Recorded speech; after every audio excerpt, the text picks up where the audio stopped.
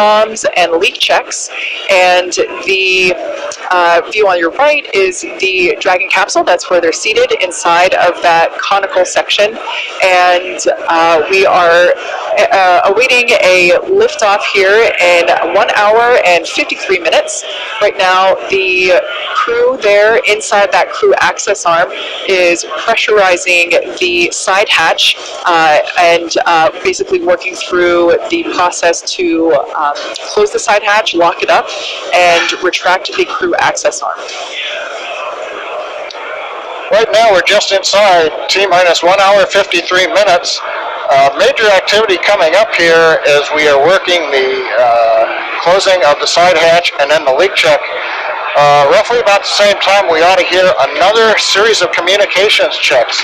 Earlier we heard 3 comm checks from the crew down through the umbilical, which is the electrical line that connects the ground to the spacecraft. Then they also did a comm check over radio frequency to our ground stations there at Cape Canaveral.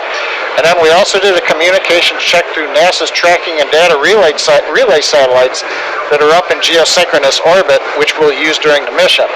But one last group still to talk to is the SpaceX Falcon 9 launch team. So right now we've got hatch closed. You can see everybody peering at it, making sure the seams look good. And then we'll wait to start a clock and see that the hatch closure is good. And at the same time, listen to the crew eventually talk to Falcon 9 launch team. As we go past liftoff, you will hear call-outs. Falcon 9 avionics, guidance, navigation, and control engineering is clearing the flight hazard and the flight caution area. T-minus 2 hours. These are larger areas around the Complex 39A. So roadblocks are down. Dragon SpaceX, we are commencing health checks for the launch escape system. Expect a momentary flight computer change, followed by a transition back to pad hatch closed. And copy that, SpaceX, standing by. Yeah, we're going to do a quick check here that's planned on Dragon.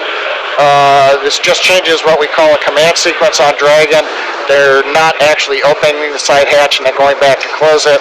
That just changes states in their displays. But as I mentioned, we are clearing hazard and caution areas. No indications of any issues right now. We'll wrap that up in another half an hour or so.